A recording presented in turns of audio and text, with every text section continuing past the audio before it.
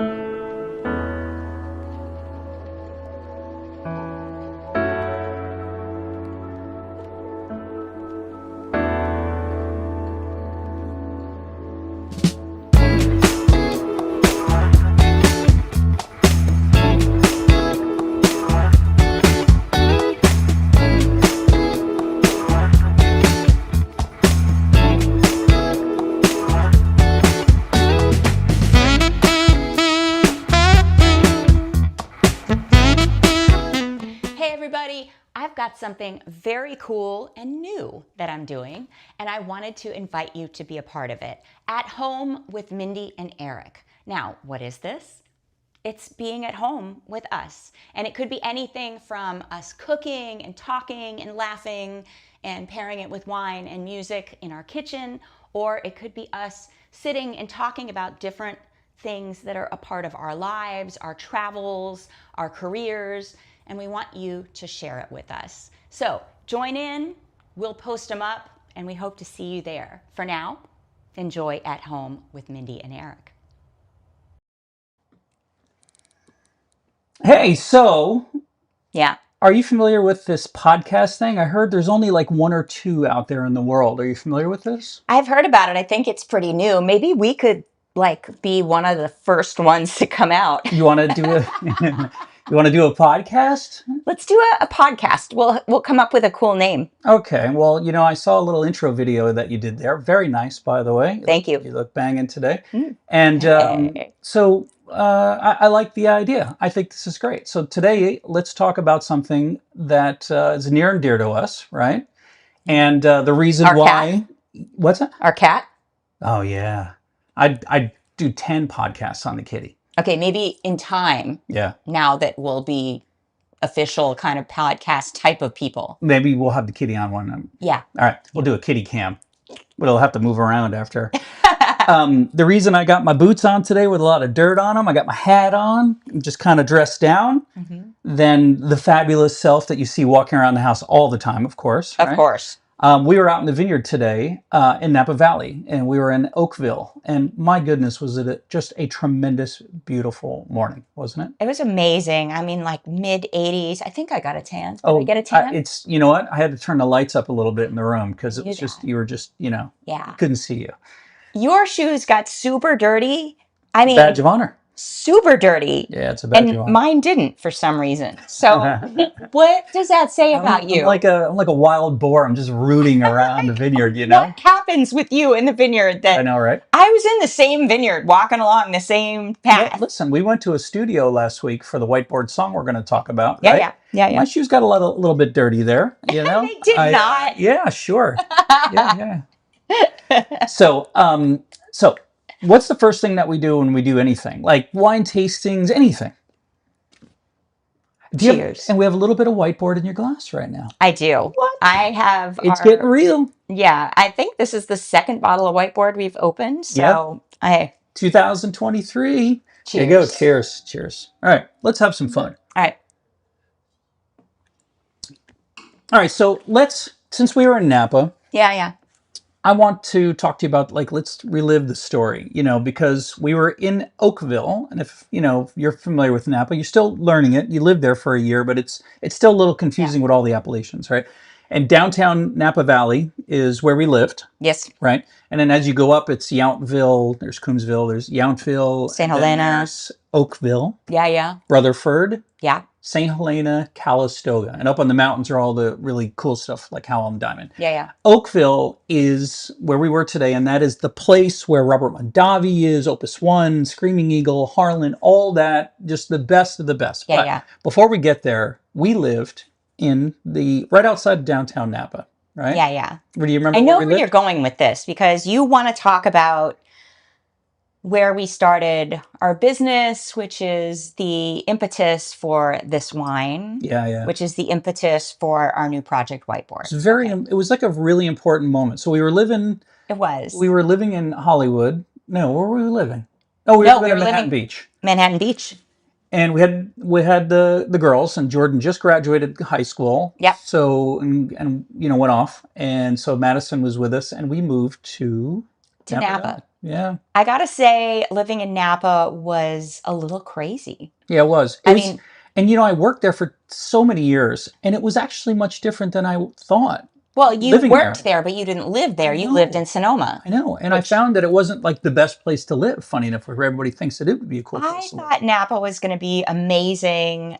It was. I mean, Napa's amazing. Right. It's Disney, but you don't want to live in Disney. No. I feel like we didn't find our people there. Living here in Sonoma now, we found our people. We have super nice people. They're real. They're smart.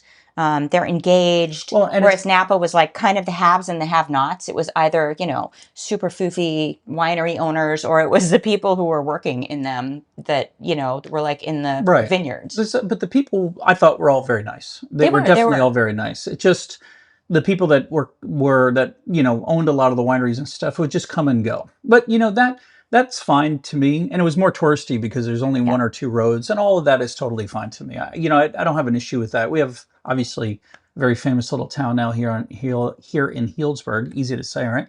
But you haven't drank enough. what I thought the biggest issue was, one of the things was eating out at restaurants. Oh my We God. had Madison. She was in high school. Can't be Yeah, going to French Laundry, Bouchons, and all these no, awesome places all the time. Press no. mustards, all this stuff. So You can't do that even if you don't have a kid in high school. Like, yeah. you can't eat at, a $200 dinner kind of place every night. It's Yeah. just not right. But there's I think nothing. we almost do that now, and Maybe.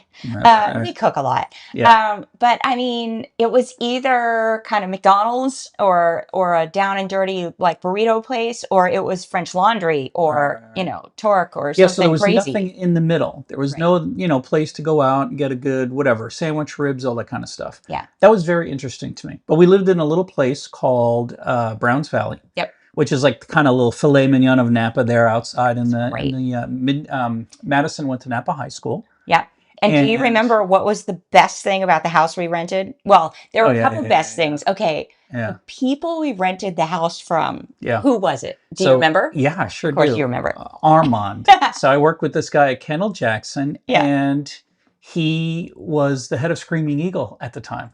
I don't know if it was crazy. I know, right?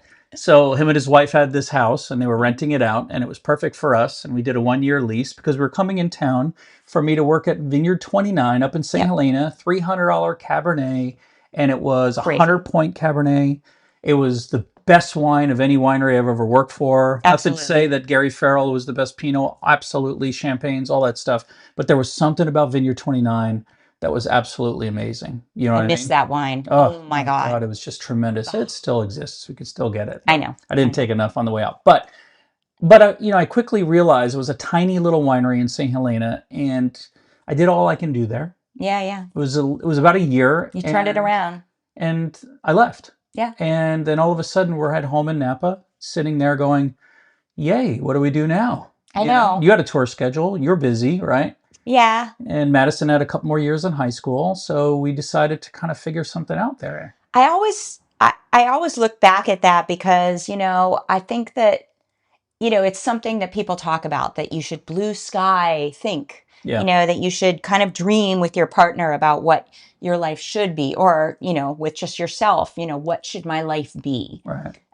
What would my perfect life be?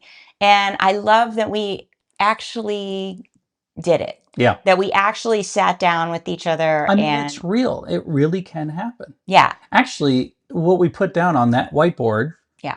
what wasn't actually as cool as what's going on now. Yeah. So that whiteboard that we had in your little office area, Yeah. Upstairs, we had the whiteboard, and we just got a bottle of wine. I think it turned into 2. I mean, it's just a crazy thought that we started writing things down about, creating this world for us. Yeah. And you don't know if anybody's going to do it with you. I mean, how do you know? We say, okay, we're going to need hundreds or thousands of people or tens of thousands of people to join us on this journey, and what would appeal to them. And that's what we started to, But it wasn't about what was going to appeal to anyone else. It was about what would appeal to us. Good point.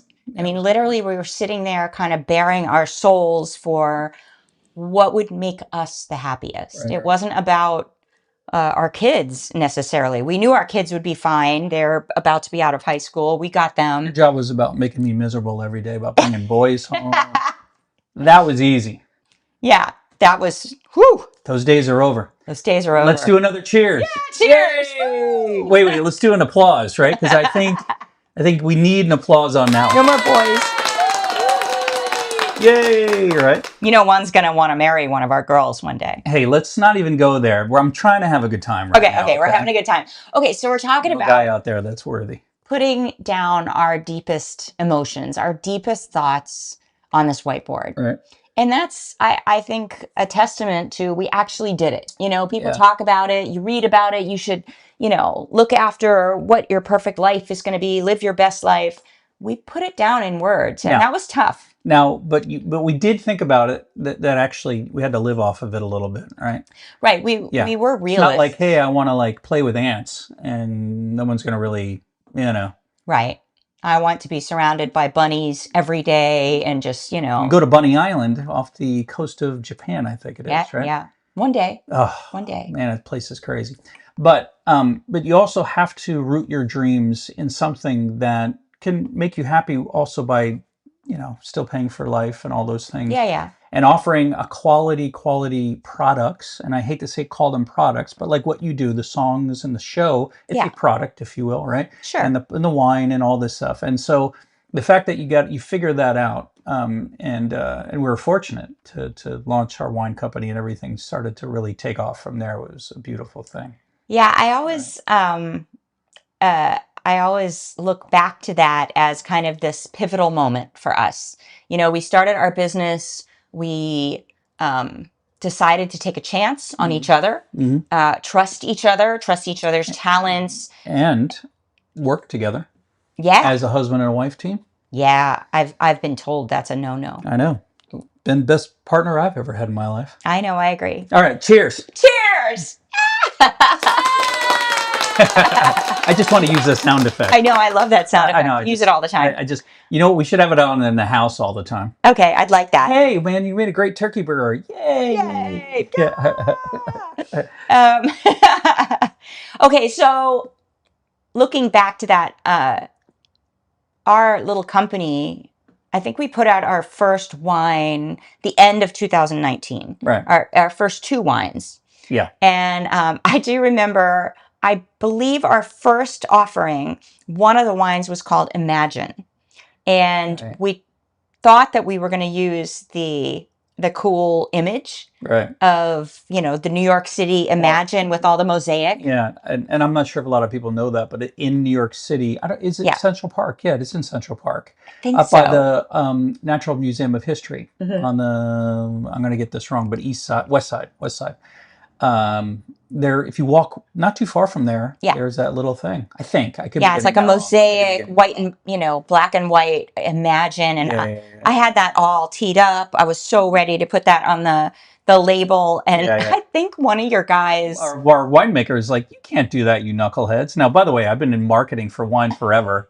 And here I'm putting an image on there, but that it's kind of proprietary image. We didn't own it. Tanked the whole thing right from there. Yeah, I took the photo though in New York, so it was my photo. But okay. So we had a little bit to learn. But that first vintage, that first, offering was super cool. And little did we know, like the whole bottom of the world would drop out in a couple months with the pandemic. But we did all right. So you fast forward it. Wine started rocking, adventure started rocking. Your tour schedule started getting crazier and crazier. Yeah, after the pandemic. I mean, it's never been busier. People ask us all the time. Yeah. Right? Like, how are you guys everywhere all the time? And are you tired? Those are the 2 things we get. I am tired. And yes, we are everywhere all the time. But it's nice to have nights like this. Well, because we created something that we could be together, so we support each other on the road.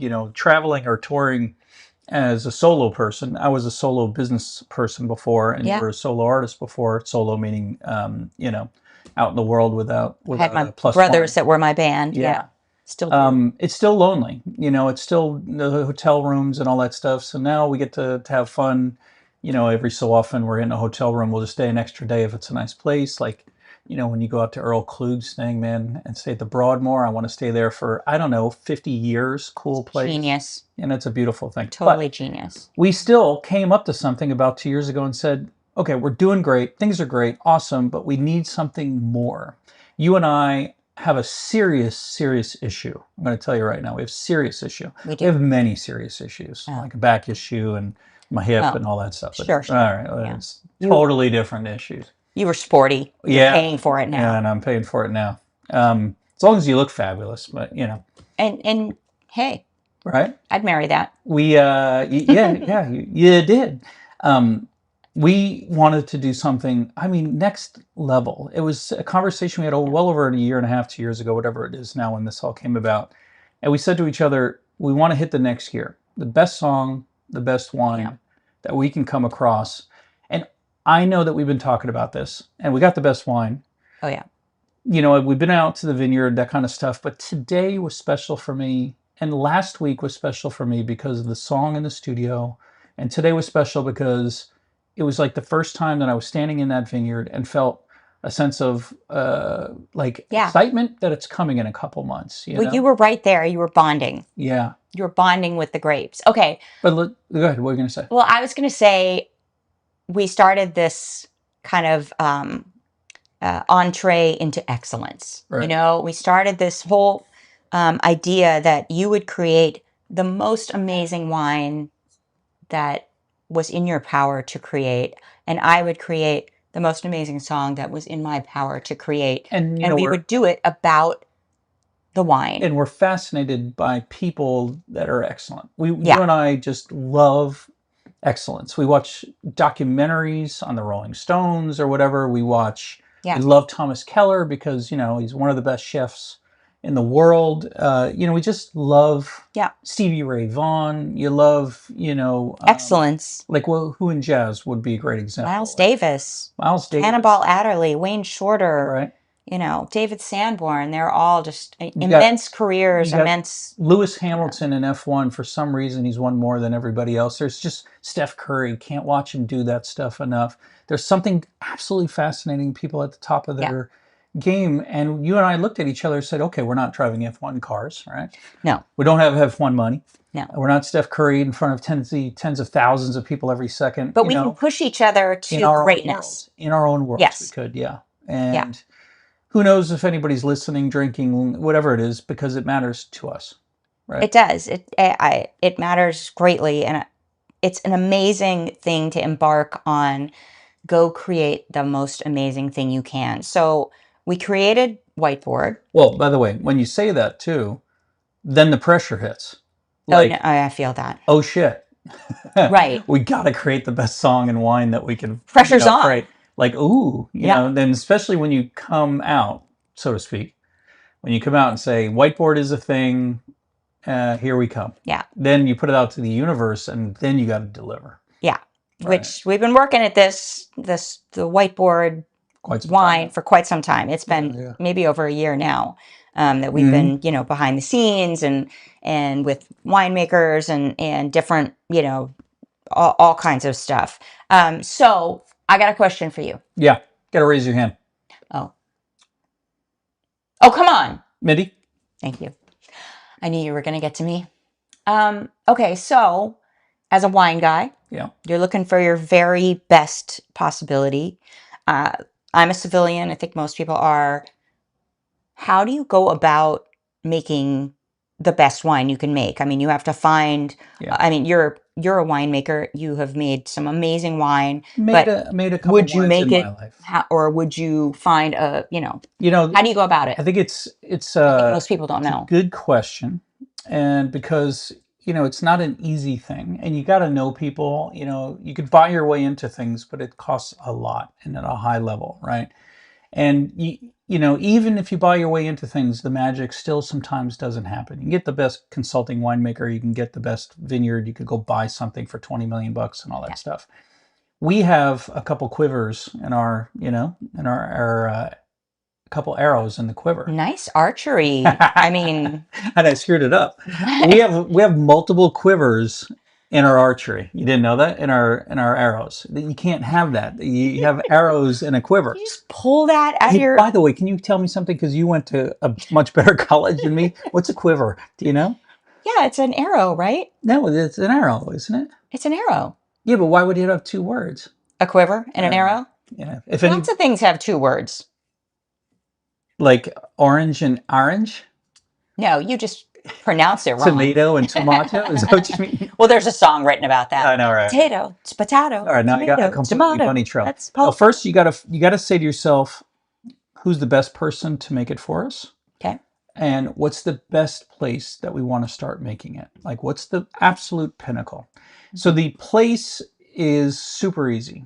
it's Oakville. I mean, Oakville is this absolute tremendous place. Now, for Yeah, but those, Napa, Napa's a big oh, place. Napa, Why Napa. Oakville Okay. in Napa? And we did consider Sonoma. We live in Sonoma. Yeah, yeah, And Alexander Valley to me were our big Cabernets. Well, yeah. actually, let's wind that back. To me, first you got to go Cab. Got to go Cab. It's the Okay, most okay. age-worthy. It's the big boy. It's the one that everybody loves. Yeah, We love it. We love everything. Champagne, Pinot Noirs, that kind of stuff. And, someday we can do a Pinot and Russian River and that kind of stuff. But Cabernet is just the way to go because you can build a library. And the library to me is the legacy of the brand. It's a legacy of what we're doing. yeah, And like Pinots, you could build a library, but at some point it kind of falls off. This bottle right here, this vintage, can last far after you and I are gone. It's just a beautiful kind of thing the daughters can have and that kind of stuff. yeah, So, or people can have at home or whatever the case may be. And yeah. also, Cabernet ages in a way where it changes every year, and you can have multiple vintages. They're very vintage specific. So, for a lot of reasons, Cabernet was easy. Second was Napa. To me, I worked in Napa. It's funny, you said something to me. I was hell-bent on Sonoma, remember? I know you were. I was hell-bent on Sonoma. So I'm like, gotta do Sonoma, gotta do Sonoma. We This live in is why Sonoma, we it's have these Healdsburg. conversations. We're We talk it here, through. we're here. And you're like, hey, Rockstar there, you're like, you worked in Napa far longer than any winery you managed in Sonoma. You lived in Sonoma, but you worked in Napa. I mean, come Every on. day for 4 years, 5 years, and then on and off for many years. No, Yeah. for 5 years. And that was my commute. And I know every vine, I know every place, I know every crack in every road, I know every restaurant, and I do know Napa. I know it really well. And I didn't realize that because you just live it. Yeah. And then if you're going to go cabs, you go Howell, Diamond, Spring. To me, though, the classics, the big boys, the real kind of shiny objects, the Vegas of the cabs, it's Oakville.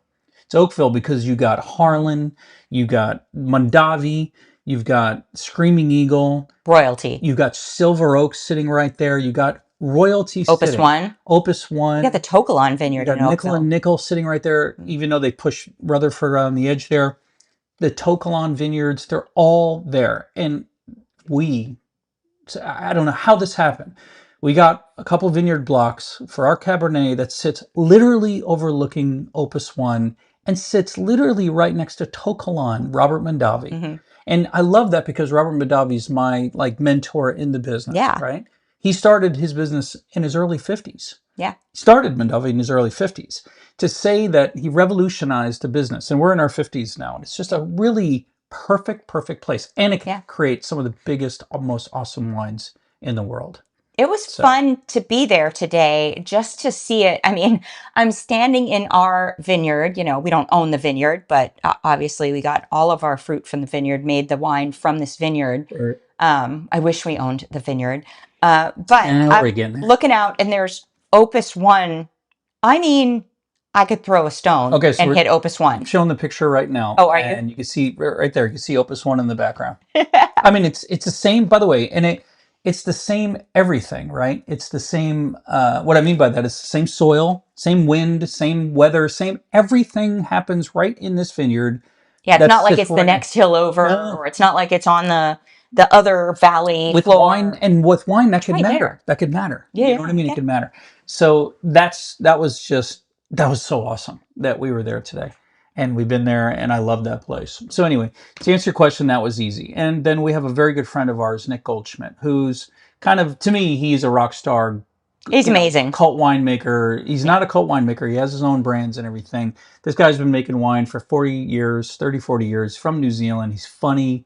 Him and his wife, Yolan, they own an awesome company. Yeah. We went to him and said, man, we're starting this project.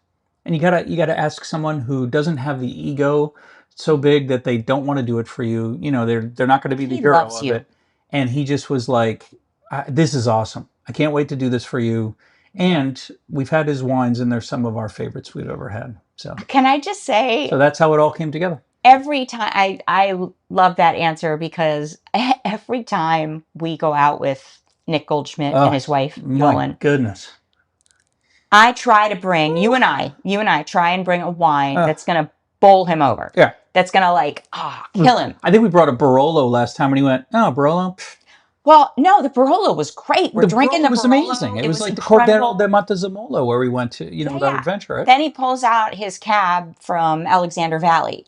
And we're drinking that, and I was just like, oh my God. Yeah. How can his wines be so good? Every time we try and one-up him, he one-ups us. And So it's good to just, you know, and we went if you over. can't beat him, join him. He's a Kiwi, man. You got to watch out for these guys. They're sneaky. They're sneaky. Sneaky. He's not sneaky. He just gives us good wine. I walked away from his house the last time we got together. I was plastered. I was so I drunk. think it was 4 or 5 bottles between the 4 of us, man. I mean, he just kept going through Oh, them. easy. And you could not drink them because they were so damn good. Each one was better than the last. And a lot of them were his. Not all of them, but I mean. Well, yeah. They're awesome people. He's a tremendous winemaker. So to answer your question in a long way, it all came together. And now we have 3 vintages. We have the 23 in bottle, 24 is in barrel, and 25 is also in barrel.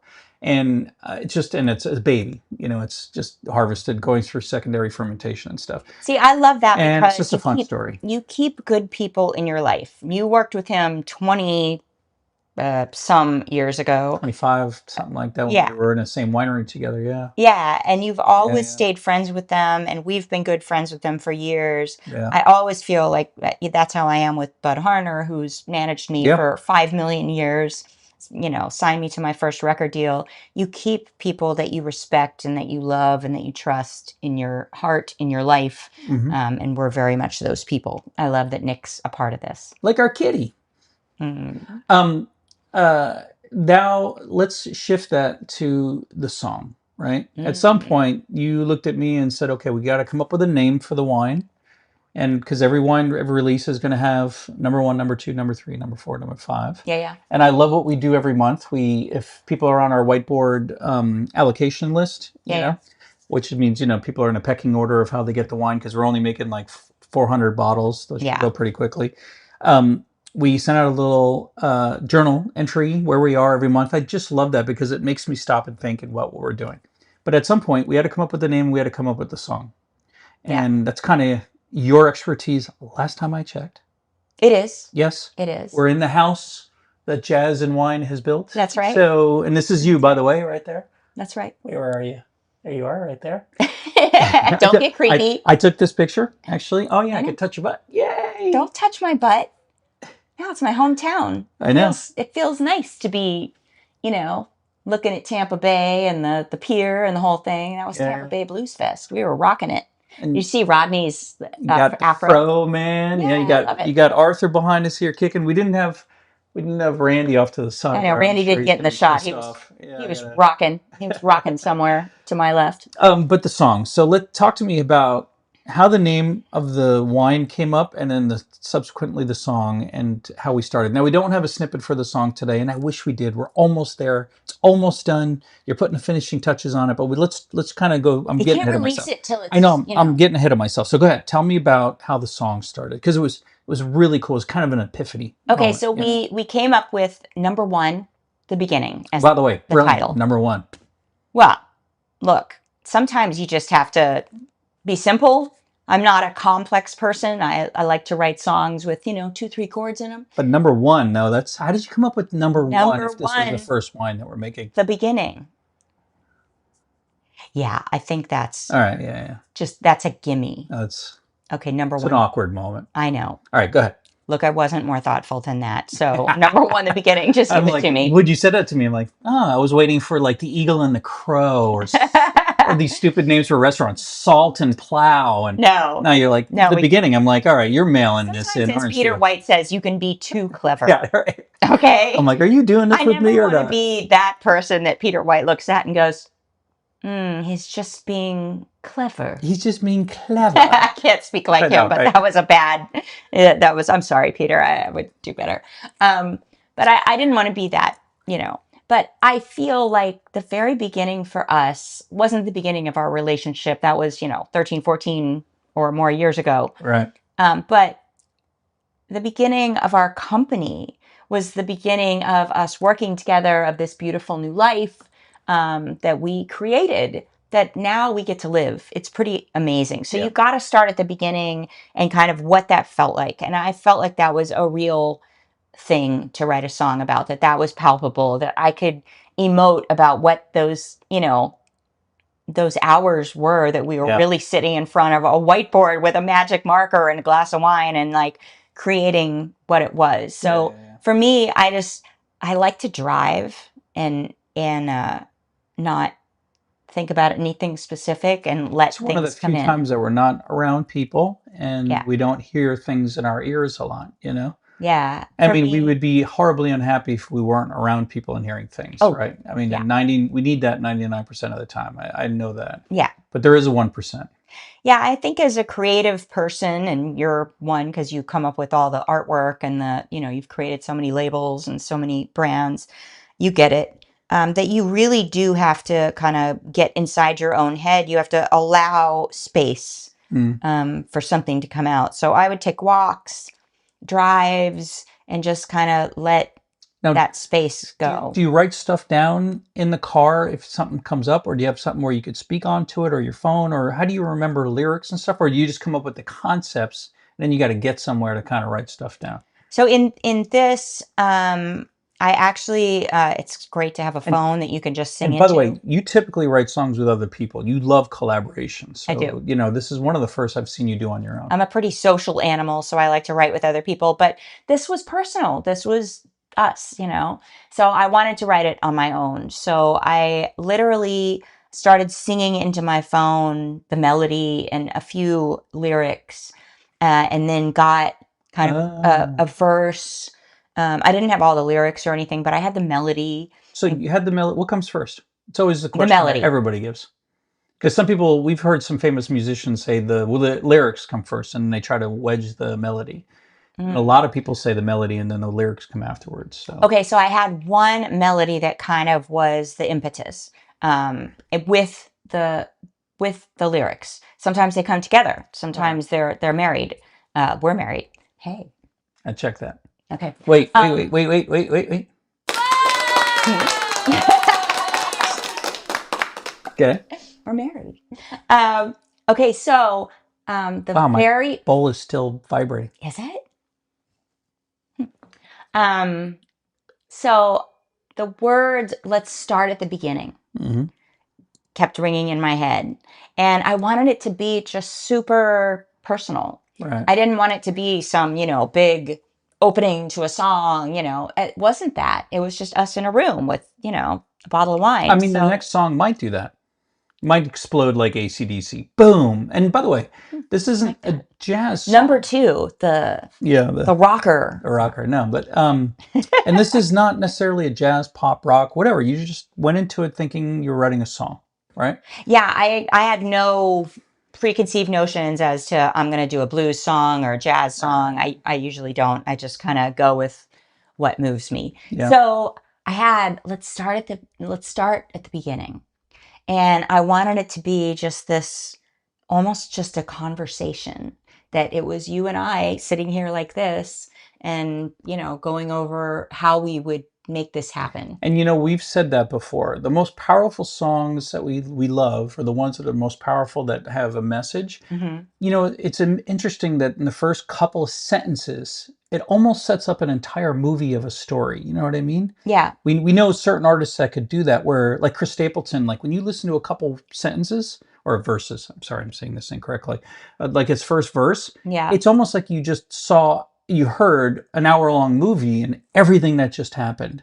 And I think that's what you were capturing with this as well, because it was like, Yeah. I think the song is you talking to me pretty much, It right? is. Yeah, Yeah. it's a conversation. And for Right. my money, I took a bunch of writing classes in college, and I love people who can tell a story, and I love the thought process of it. You're supposed It's not to, easy to do, by the way, no, but you're you know? supposed to start with something that captures the entirety of a paragraph, Right. right? In, Kind of in a couple words. in a couple, that first sentence should, if you're writing an essay or something like that, you should capture what you're talking about. Then you can elaborate on it, and then you can All right, so kind of flush it out. give So, me the first couple.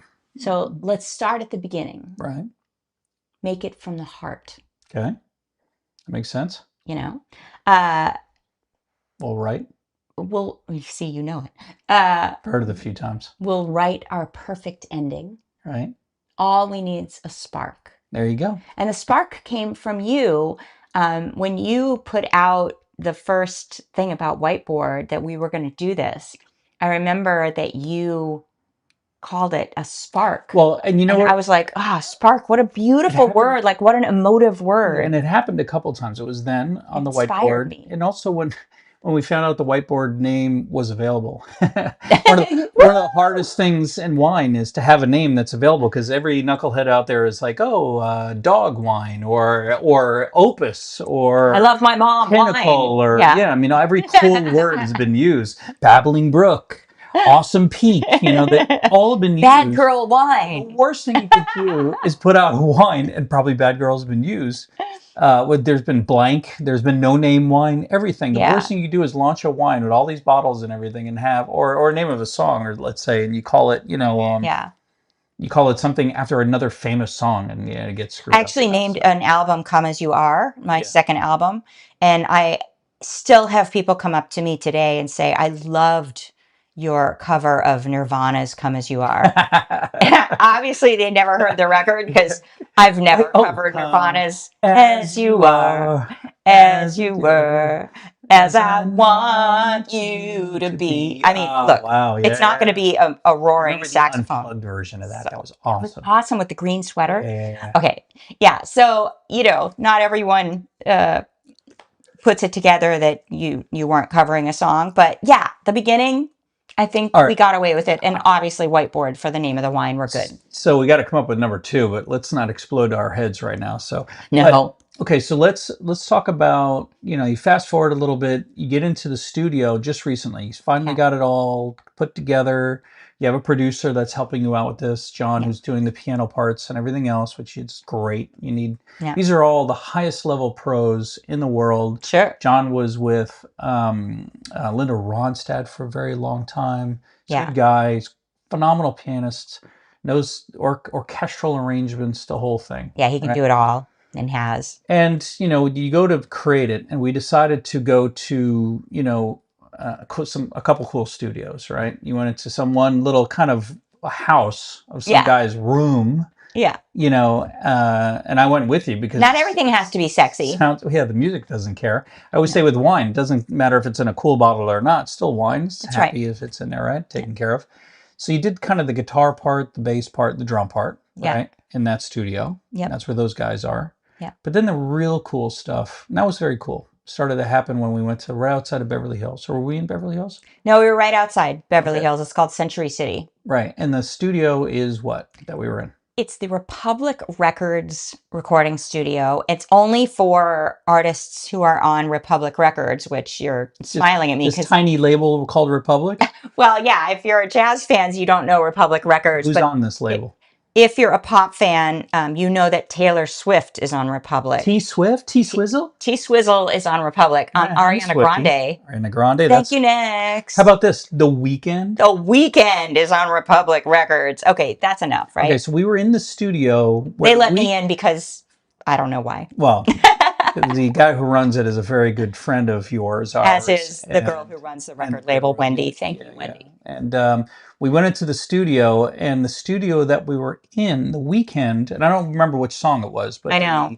Rob told us, the studio head told us, in this room is, I think, the most listened to song of all time. The From Weeknd this did the one lyrics room. right there. Yeah, it's like billions and billions and billions of listens. The Weeknd did the lyrics in this one, a very famous song. That was pretty cool to figure that out. But the studio was beautiful. Had a couch off to the side for the husband, big grand piano, and you were able to bring in your quartet because you were doing a string section. I'm going to show a little picture. String section, like my friend Star Parodi of many years. She played keyboards for Arsenio Hall on the Arsenio Hall show for years and years. We've been friends for so long, and I've watched her daughter grow up, and so I hired her daughter Isolde to put together a string section. Of course, it's like killer girls, all, I think they're probably all in their 20s. There's a picture of them right there. Yeah, I love that. Super accomplished young women. Yes. I mean,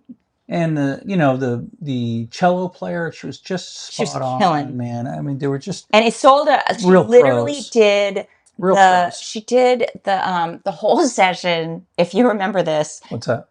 In a it was like a bodysuit that was black net.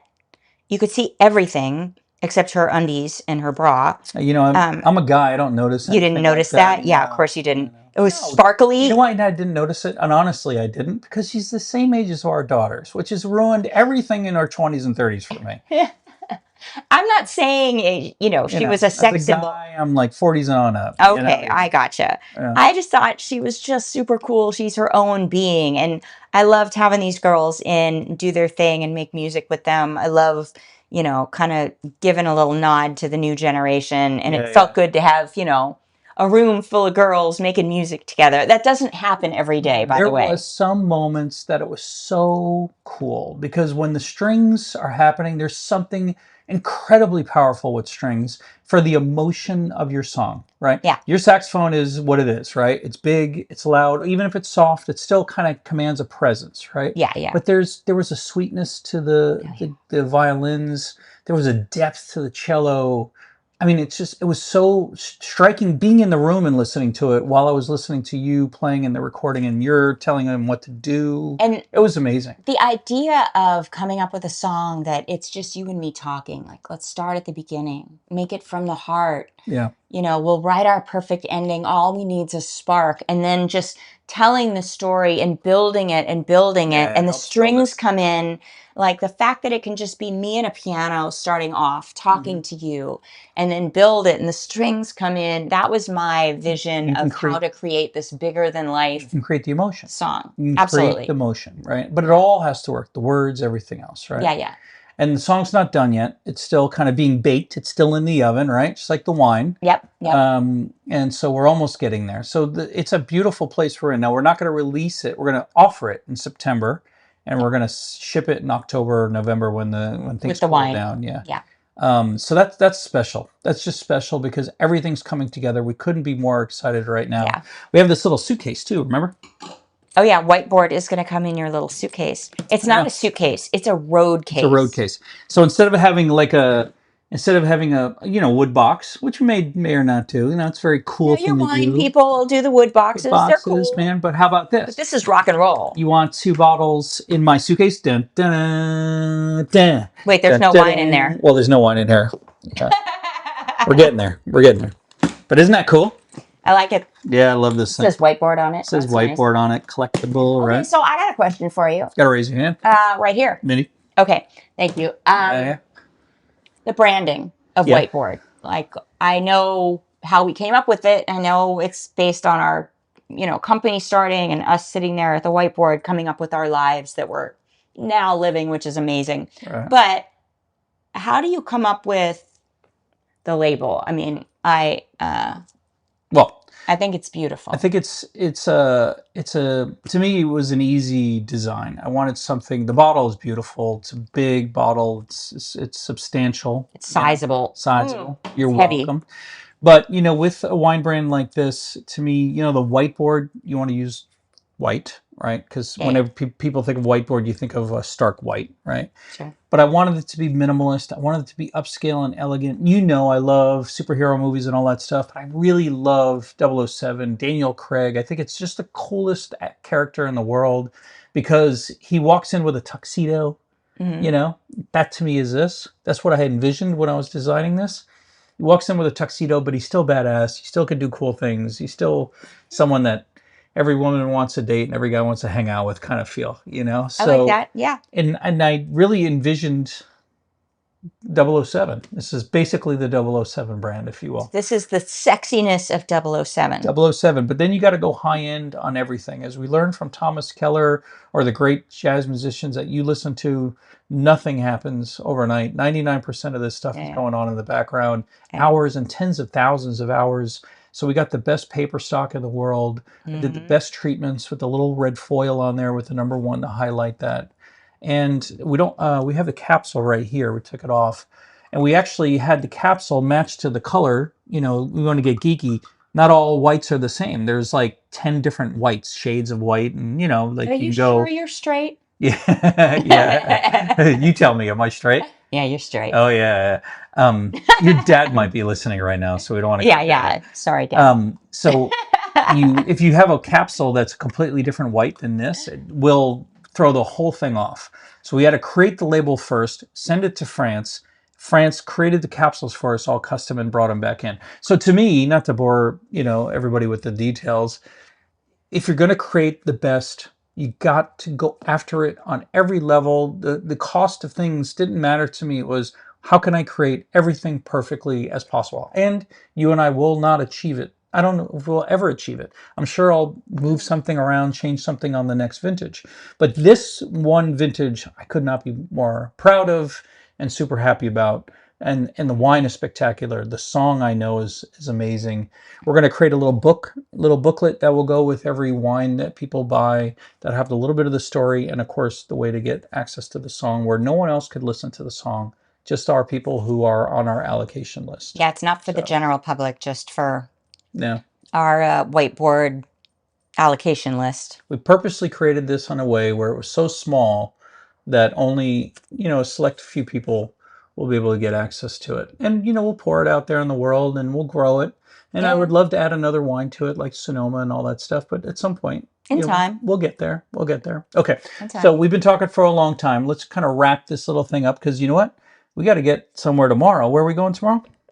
Ooh, I've got a little Midwest run. Oh yeah. As you do, because you have to pour some wine. You got some wine tastings going on, right? Let's see. I am going to Minneapolis, Minnesota. One of my tomorrow cool places, to play is the Dakota in Minneapolis. Downtown.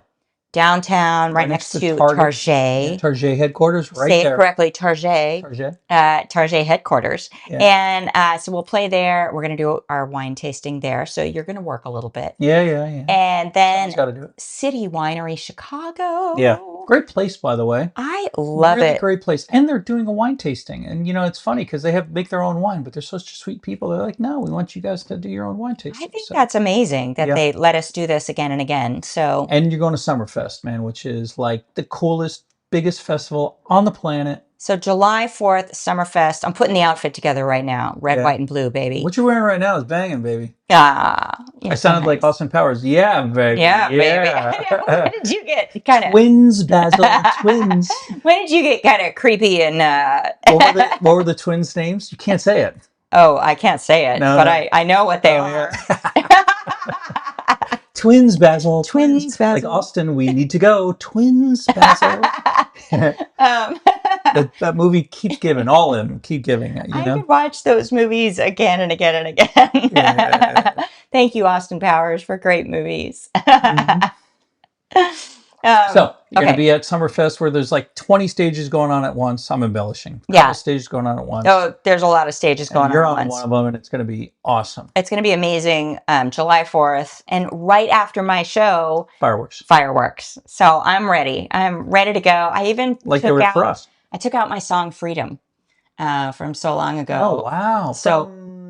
Wild Heart? Mindi and the Bone Shakers. No. We did that song, East-West Sessions. One of the great. We'll do a podcast on just that night alone, or those 3 days alone. We have to, actually. That's a great idea. No, I want to do them on different points in our lives. Oh, that was such... To me, it was like the coolest 3 days we ever had. I mean, it was just, in terms of music, it was so much fun. Randy, the guys, Justin Timberlake, the Foo Fighters, they were all there, man. They were all there. It was crazy. And it was just us in one room, like one building.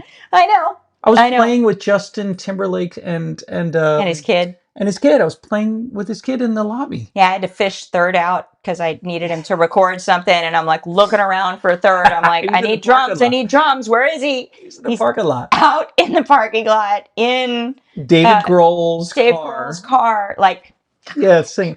Listening to the new Foo Fighters record, just... Dave Grohl would go out into his car to listen to the song so he could get the total immersive sound of it from outside the studio. That's a usual thing. All of us have done that for years. That's kind of the analog thing. If you take it to your car, you listen to it, you know what your car sounds like. You know if it's bassy, if it's not bassy, then you should take it to some crappy speakers somewhere and listen to it. It's amazing, man. Yeah. So we went out in the parking lot every so often, every day, and the car was shaking. Someone asked me, "Who's that?" I'm like, "Oh, that's just Dave Grohl listening to a cut of his song." And you were so nice to Miguel. he walked in with his Wild Heart, like, jacket, and you're like, my wife has a Wild Heart CD. She has an album named Wild Heart, and he's looking at you like, No, he was very cool. I think didn't his license plate say Wild Heart too? I don't remember his license plate. I just remember the jacket. Yeah, it was funny. All right, so we're heading out. So we gotta get ready tonight. We gotta go pack and everything. Yeah. And, we got a couple days in Cabo. Yeah. So I'm gonna get tan. Downtowns. I don't think you're gonna get tan. You get pink, and then you go back to white. I know, but I'm gonna try, and I'm gonna drink a little tequila, and it's gonna be good. Oh, it's gonna be good. It's one of our few times that we get to hang. So. Yeah. Everybody says we need to take time off, so we're taking time off. I know we have some questions for each other at the end here, but I think we've kind of chatted enough. Yeah. I'm starting to get a little munchy right now. You know what I'm saying? Okay, so can I ask you kind of a final question? No. Come on. Okay. So. I'm not going to answer it. You got to raise your hand. Mindi? Thank you. There you go.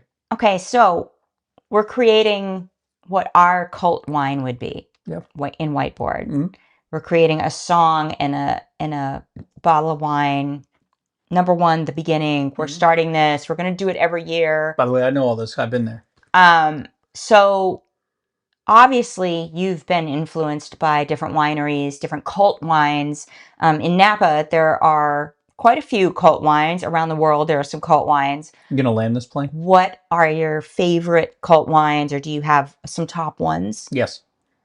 I think my favorite person is Robert Mondavi to follow in the business. The entrepreneurial, the marketing first. I love everything about that because wine, there's a million of them out there, thousands of them, and you got to be able to talk about it, be proud about it, and he had a product that was perfect. So he believed in something that he was very good at. The best wine that I ever had was a 1974 Montebellum from the Ridge Winery. That is cult, if you will. And Montebello is a very famous vineyard for a very long time, Santa Cruz Mountains. You had 1974 Montebello? Yeah, Paul Draper had it at one of the wine tastings, who is the founder of it and the father of Zinfandel, with Joel Pedersen from Ridge and my buddy, who's been long gone now, Rosenblum. Kent Rosenblum. Yeah. So, the three big R's. Anyway, so that one to me is probably my favorite that I've ever been able to have. That's fitting because we took our people there for our wine and jazz Sonoma adventure. The best cult wine I ever had was, I don't know if you call it cult, but Vineyard 29, but you can buy it, and so that was probably some of the best wine I ever had in my life. What about you? What's the best song or artists? See, that's tough. I think that's tougher than a cult wine. Maybe it's not. Is it the same thing? Well, no, because, I didn't say, I guess, Robert Mondavi didn't make the best wine I ever had in my life, but he was the most influential to me in my career. So how about that? Who's been the most influential in your career? How about that? I mean, definitely watching my dad play. Weird Al Yankovic? Not Weird Al. Great, no, yeah. You like Weird Al. He's pretty fun. He's fine. He's a nice guy. And he's an incredible accordionist. He is. Yes. He plays accordion at a masterful level. But I got Peter White. I don't need Weird Al. You got Pierre LeBlanc. Peter White is like... You got Pierre LeBlanc. Pierre LeBlanc. All right. No, I used to watch my dad play, and he was such a rocker. He was so great. So much energy. When I started playing, though, you don't want to be your dad. You want to look to other people. David Sanborn was about as close to perfection as I could get. Now and that's a person I never met. We never came across him. You have, and I just wasn't with you. Yeah, you weren't around for those. Absolutely love that guy. Yeah. He was one of the funniest human beings on the planet. He was super kind and beautiful to me. Yeah. And just an amazing kind of example of a guy who went, are you out of wine? Hold on. No, I'm not asking for it. No, it's over at some point. This is love. Well, I'm not going to say no. People do in love. Awesome, yeah. But he was an amazing example for me of someone who came up through pop and rock and blues. Paul Butterfield Blues Band, played with Bowie. Push your mic this way to make sure it's not muted. Ooh, hey. There you go. I got my cool little mic. I got to do it right. Yeah. But he played with all these cool blues and rock and pop bands, and then created his own career kind of based off that with Marcus Miller and all these just cool people. Yeah, Marcus is an Love awesome his guy. sound, love his approach, love his melodies. Just, it was all pretty perfect. Yeah. So I would say he would be one of my just top. There it is, man. Well, Yeah. and that's what Whiteboard is going to be someday. We Yeah. hope. And if it isn't, then we got a lot of really awesome wine to drink. I'm fine with that, but I think people are going to love it. By the way, it's a brilliant businesses to get into. We don't like to call them businesses; they're careers or passions. But listen, if it's just the two of us, and someday that it will be just the two of us, just sitting in a room together, music and the wine still carries us through. I still want to listen to it. I still want to drink it. It's an incredible thing. I love that we can just follow our passions and do it together. So, makes it so much better. What do you want to do for our next kind of broadcast? Let's go back to the kitchen. You and I are such huge foodies. Yeah. By the way, okay. Michelin just came out. Our sandwich shop in town, Troubadour, got a 1-star. That's how awesome it is where we live. And the restaurant that we went to with our adventurers in downtown Sonoma was a 2-star called Enclose, E-N-C-L-O-S, E-N-C-L-O-S. 2-star, and I remember saying to you and the Chris Slats and all the Greenwalds, this is a 3-star. It's going to be a 3-star. You told everybody this is going to be a 3-star. I know this. Too. I feel it. I'm like, you told the restaurant. I'm like, you guys are going to get 3-star. They were very like, oh. And for our adventure, we bought out the whole place. Twice. Bought out the whole place. Spent $45,000 in 2 nights. Yes. Our adventures are crazy. Yeah. And they hit 3-star last week, and it's a beautiful thing. It's nice to be right, isn't it? Yeah. I love to win. Hey, what does 3-star mean? It just means that it's the highest level of art in terms of food and service, and that's what Whiteboard is about. That's why we love that place. That's why we love what we do. Yep. So let's do a cooking show. I don't know what it'll be right now, which wines, but we'll do a cooking show. And when do you want to do it? What's probably in a couple weeks because we start hitting the road again, right? The 21st. July 21st of July. Okay, so we're on weeks. So we got like 3 weeks. Yeah, it'll be a Tuesday night. All right. Tuesday night. All right. I think we've talked enough. We got to go pack. We got to go grab a burrito. We got to get going. Yeah, exactly. I got to drink the rest of this amazing wine.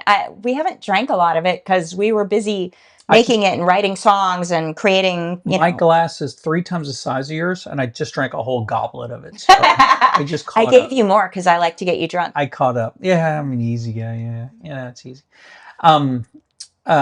So we have that. And you look nice in your hat, by the way. Thank you. You wear it well. You're a very good model. I am. Got all my dusty boots and everything with my Oakville dust on there. I know it's I got my Oakville dust. Like no, I'm just kidding. No, those are putties. Let's go and let all the nice people go. And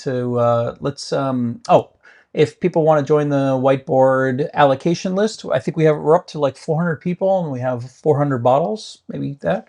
So not everybody on the allocation list will take it, right? Yeah. When we put the offer out in September, and there's no obligation to get on the list, but how do you get on the list? Go to whiteboardwine.com. That's pretty damn simple now, isn't it? It is. All right. It is. I think we do one more cheers and we head on out. All right. This has been fun. Oh, it's always fun with you. I love you. I love you too.